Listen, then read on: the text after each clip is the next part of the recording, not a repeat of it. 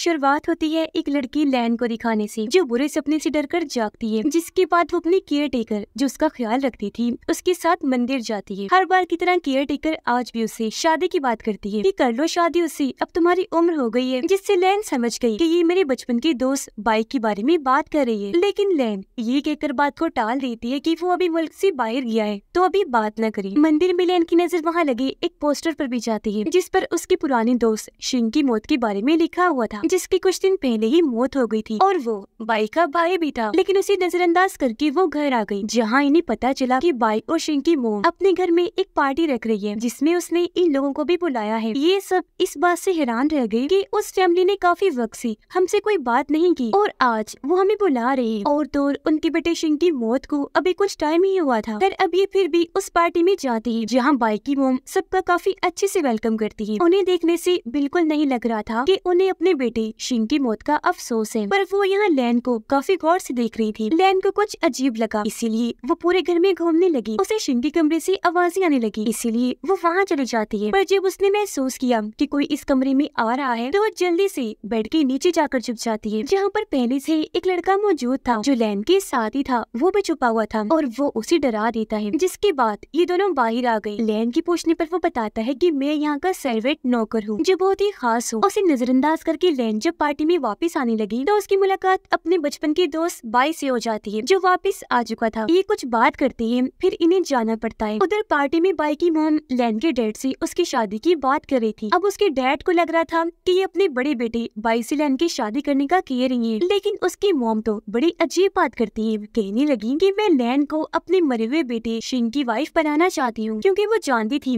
कि शिंग की आत्मा घर में आती रहती है, इसलिए वो लैन को भी उसकी गोस्ट ब्राइड बनाना चाहती थी, जो भूत की तरह ही शिंग के साथ रही, उससे बात वगैरह करी, क्योंकि शिंग लैन को प्यार करता था। बाई की मॉम यहाँ लैन के डैड को लालच देती है, लेकिन वो अपने बेटे की जिंदगी बर्बाद करना नहीं चाहती थी, इसीलिए इनकार करके पार्टी से चली जाती है। रात को लैन के सपने में शिंग की आत्मा आई, जो उससे शादी करने का कह रहा था, लेकिन इससे डरकर लैन की आँख खुल गई। वो जब नीचे आई तो केयर टेकर से उसे पता चला कि डैड एक मीटिंग के लिए शहर से बाहर गए हैं। तभी लैन से मिलने उसके घर बाई आता है और ये दोनों बाहर घूमने चली गई। लैन काफी खुश नजर आ रही थी, पर घर लौटने पर वो उदास हो गई, क्योंकि उसके डैड बुरी हालत में बेहोश पड़े थे, जिन्हें ऐसी हालत की वजह से उनके दोस्त वापस ले आए थे। उसके डैड को होश ही नहीं आ रही थी। दिन से रात हो गई, पर उनकी हालत में कोई सुधार नहीं आ रहा था। लैन रात के वक्त अपने डैड के पास ही बैठी थी कि तभी उसकी आंख लग गई, जहाँ उसके सपने में दोबारा शिंग आया, जो इस बार भी उसे शादी के लिए ही कह रहा था, मगर वो उसे डरा भी देता है। तो चीख के साथ लैन की आंख खुल गई। अगली सुबह उसने ये बात केयर टेकर को बताई, जिस पर वो लैन को एक ऐसी औरत के पास ले गई जो भूत भगाने का काम करती है, लेकिन इसका भी कोई फायदा नहीं होता, क्योंकि इसी रात शिंग दोबारा से उसके सपने में आ गया। एक बार फिर उसे शादी के लिए प्रपोज करता है। इस बार उसने अपनी आंखें ड्राउनी कर ली थी, पर लैन उसके साथ शादी करने से साफ साफ मना कर देती है, जिस पर शिंग उसे बताता है कि तुम्हारे डैड कभी ठीक नहीं हो सकते, क्योंकि उनकी आत्मा तो यहाँ आत्माओं की दुनिया में भटक रही है। अपने डैड की ये बात जानकर लैन काफी घबरा गई और वो शिंग को कहती है कि तुम जैसा कहोगी मैं वैसा ही करूंगी, बोलो क्या चाहती हो तुम। इस पर शिंग कहता है कि मैं तुमसे शादी करूंगा, लेकिन उससे पहले तुम्हें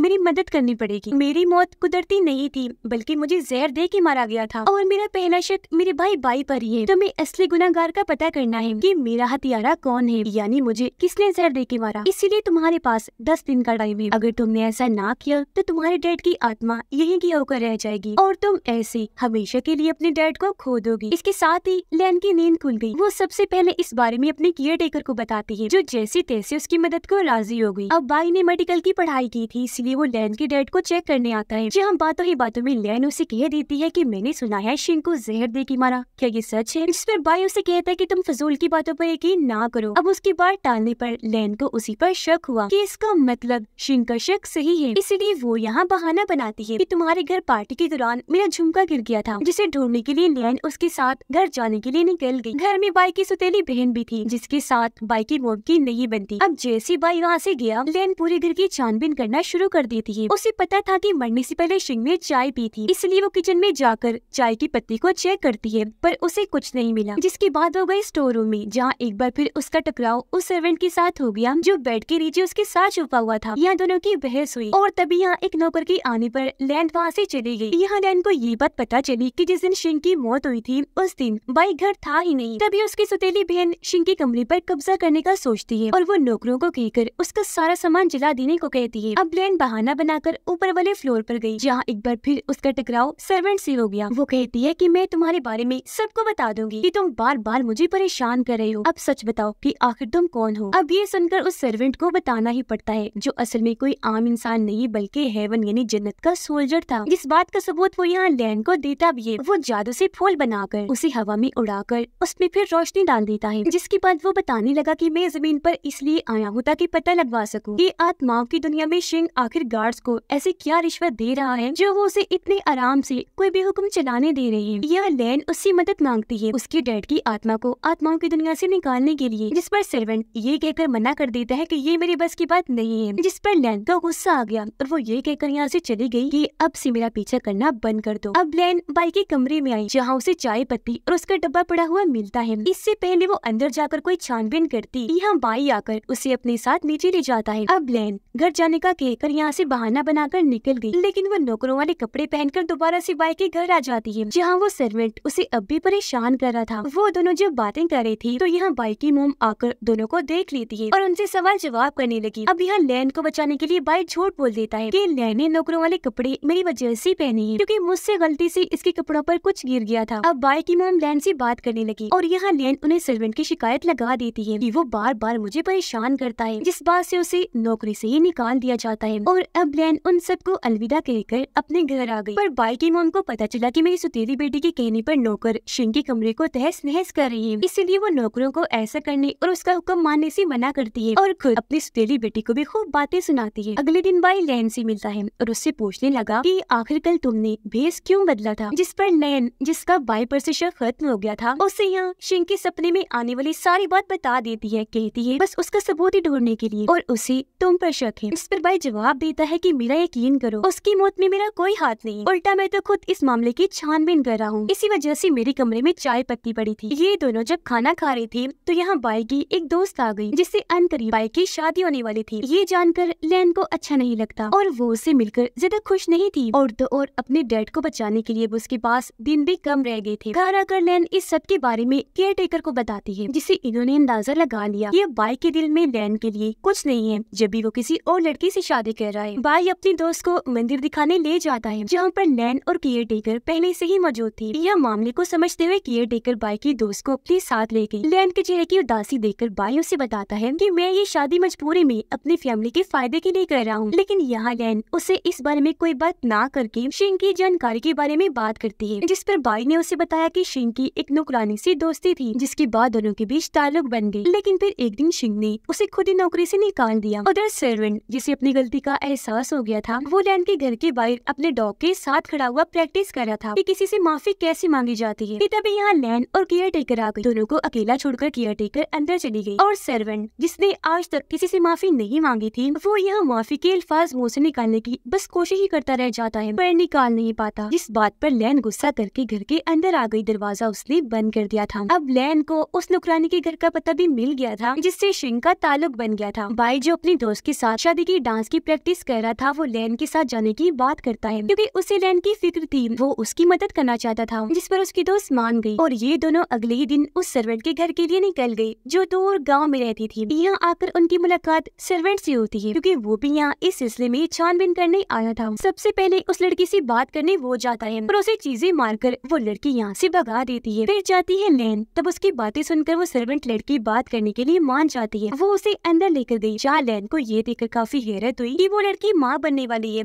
और ये बच्चा भी शिंग का ही है। तब सर्वेंट लड़की बताने लगी कि शिंग ने और मैंने शादी कर ली थी, मेरा बच्चा भी होने वाला हो गया था, लेकिन एक दिन मैंने शिंग को किसी और लड़की के साथ क्लब जाते हुए देखा। मुझे बहुत गुस्सा आया। मैंने जब इस बारे में शिंग से पूछा तो एक तो उसने मुझसे ताल्लुक खत्म कर दिया, दूसरा नौकरी से भी निकाल दिया। अभी दूसरी लड़की कौन थी ये लोग समझ नहीं पाते, लेकिन उसकी छानबीन में अब लग जाते हैं। ये कहानी जब बाई को पता चली तो वो लैन को बताता है कि मुझे अपने सुतीली बहन पे शक है, क्योंकि क्लब्स वगैरह में वो ही जाती है। खैर वो अब यहाँ से चला गया, जबकि सर्वेंट आकर आखिरकार लैन से माफी मांग ही लेता है। घर आने के बाद लैन ये सोचकर काफी परेशान हो जाती है कि अब मेरे पास बस एक ही दिन बचा है, इसीलिए वो बाई से मिलने उसके घर जाती है। और जब उसे पता चला कि उसकी सुतीली बहन घर पर नहीं बल्कि क्लब गई है, तो वो अकेली उससे बात करने क्लब चली जाती है, जहाँ पर सर्वेंट उसकी मदद करने यहाँ भी आया हुआ था। अब इन दोनों को बाई की सुतीली बहन ने देख लिया था, इसीलिए वो अपने एक आदमी को कहती है, इन्हें रोको, ये मेरे पीछे ना आए। जो जो कहकर वो यहाँ से निकल जाती है। अब सर्वेंट अकेला ही उस आदमी को रोकने में लग गया और लैन को बाइक की सुतीली बहन के पीछे भेजता है। लैन को एक अंधेरी वाली गली से होकर गुजरना पड़ रहा था, लेकिन तभी कोई आकर उसके मुंह पर कपड़ा रख देता है। उसका दम घुट गया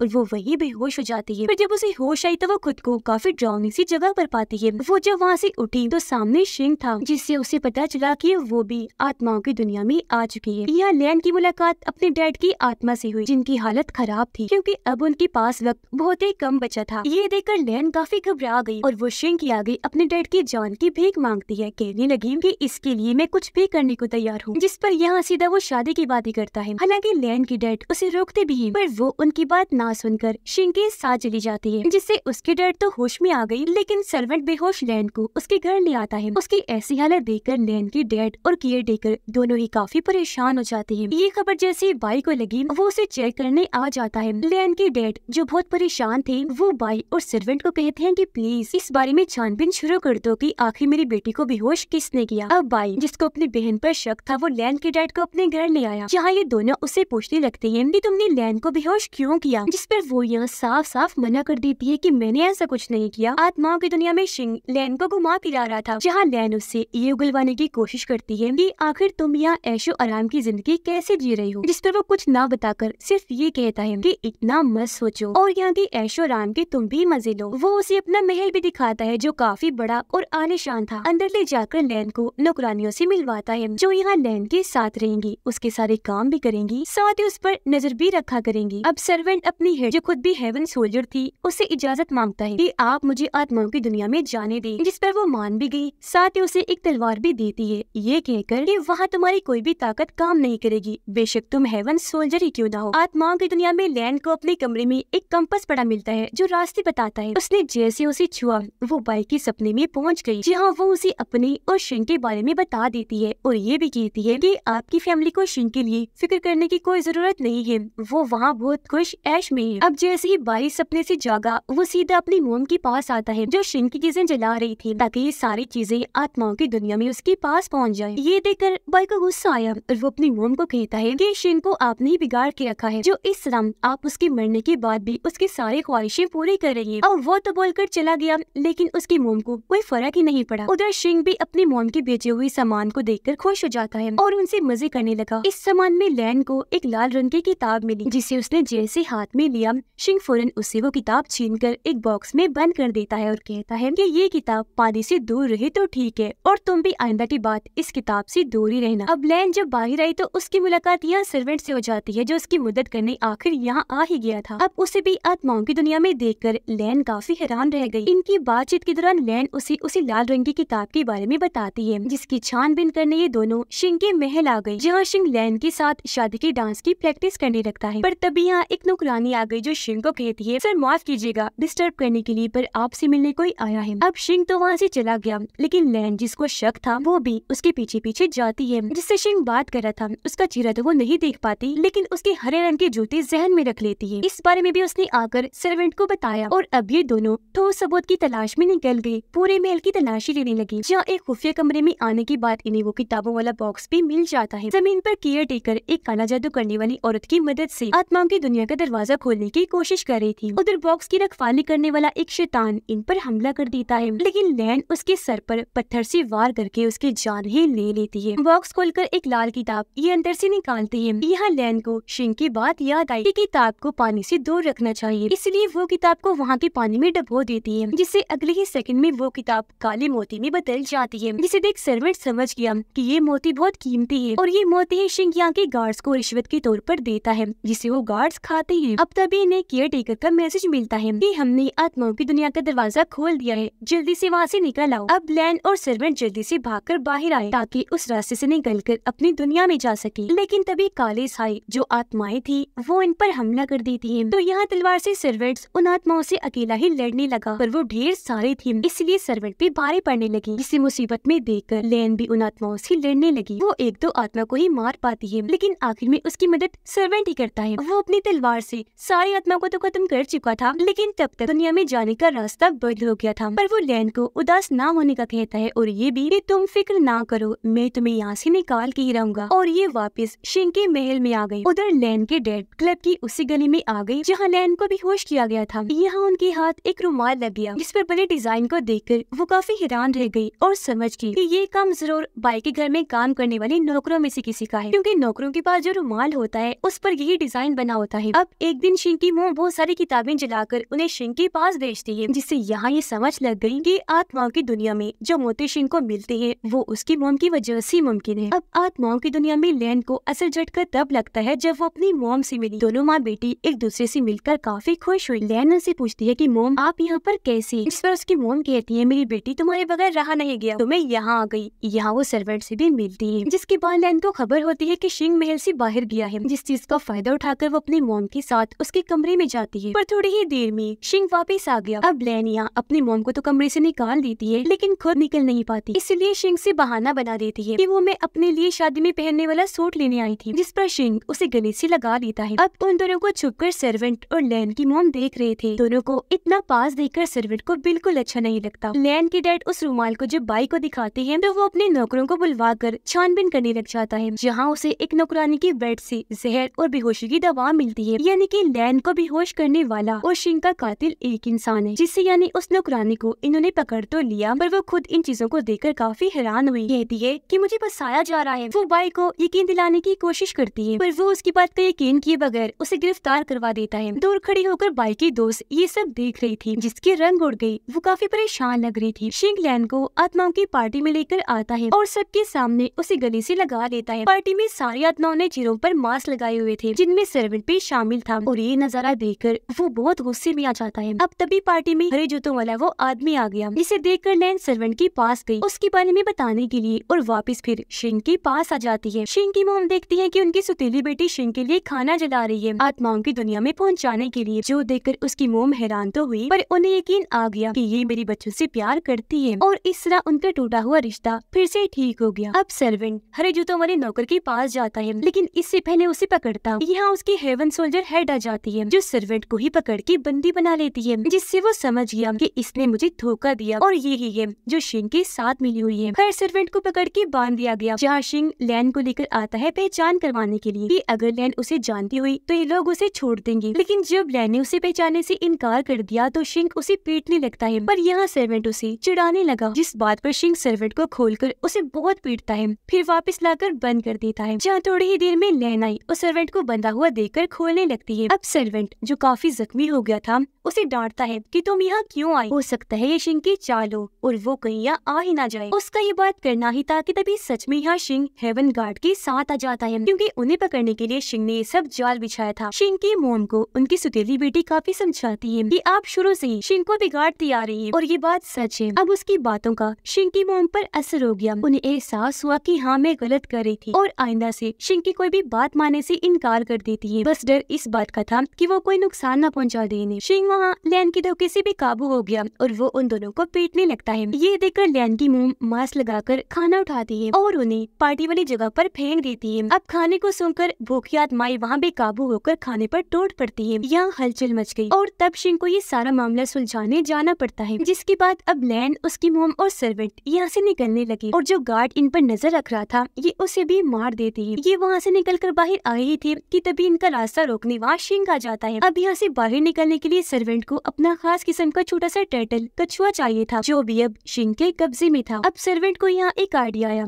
वो अपनी तलवार निकालकर शिंग से लड़ने लगा। तलवार बाजी में क्योंकि सर्वेंट काफी माहिर था इसलिए शिंग पर वो भारी पड़ता है। तो तब शिंग के गार्ड आकर सर्वेंट को उठाकर दूर फेंक के मारते हैं। अब इस लड़ाई में लैन भी घुस गई। वो भिड़ते हुए आखिर टर्टल को सर्वेंट के हवाले कर ही देती है। अब शिंग ने खुद तलवार उठा ली थी और वो जैसे लैन पर हमला करने लगा कि तभी सामने उसकी मोम आ जाती है, जो तलवार लगने से जख्मी हो गई। पर तभी यहाँ सर्वेंट अपना वो खास किस्म का कछुआ बजा देता है जो सीटी की तरह काम करता है और ऐसा होते ही बहुत सारी रोशनियाँ हेवन से जमीन पर आने लगी, जो दरअसल हेवन सोल्जर थे। वो शिंग और हेवन सोल्जर्स की गार्ड को धोखा देने पर गिरफ्तार कर लेते हैं। जमीन पर बाई, उसकी दोस्त और लैन की डेड बातें कर रहे थे। वो इस बात से खुश थे कि असली गुनाहगार पकड़ी गई, यानी वो नौकरानी। लेकिन यहाँ गलती से बाई की दोस्त के मुंह से ये निकल जाता है कि वो पागल क्लब की उस गली में गई ही क्यों थी, औरतों को वहाँ जाना नहीं चाहिए। अब ये सुनकर बाई काफी हैरान रह गया कि इसे कैसे पता, जबकि मैंने तो इसे कुछ बताया ही नहीं था। इसलिए वो अब अपने दोस्त से सवाल करने लगा और सब कुछ सच सच बताने का कहता है, जिस पर अब यहाँ उसकी दोस्त को अपने सारे गुनाह कबूल करने पड़ते हैं कि हाँ मैंने ही लैन को बेहोश बेहोश किया था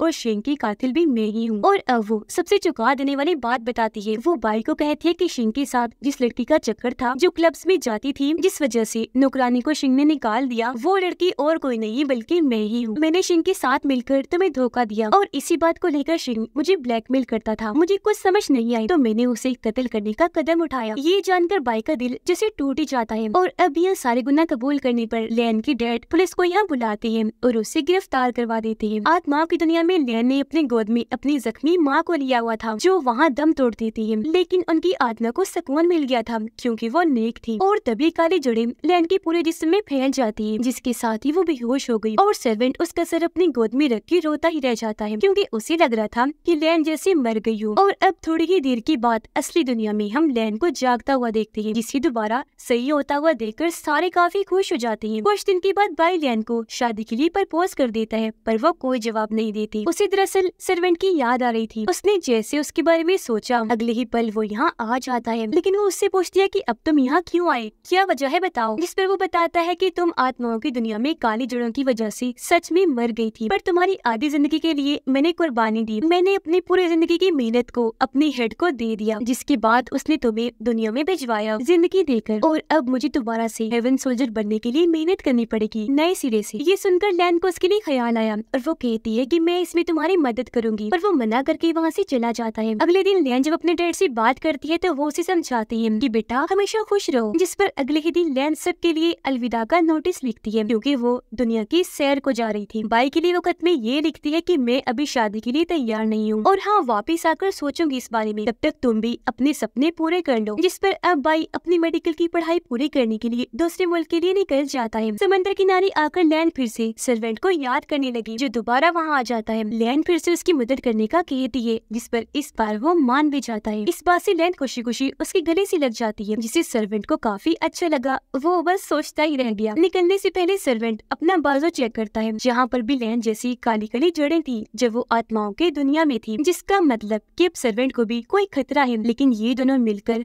हर खतरे से निमट लेंगे। खुशी खुशी अपना सफर शुरू करने का फैसला करते हैं और इसी के साथ ये सीजन इधर ही खत्म हो जाता है।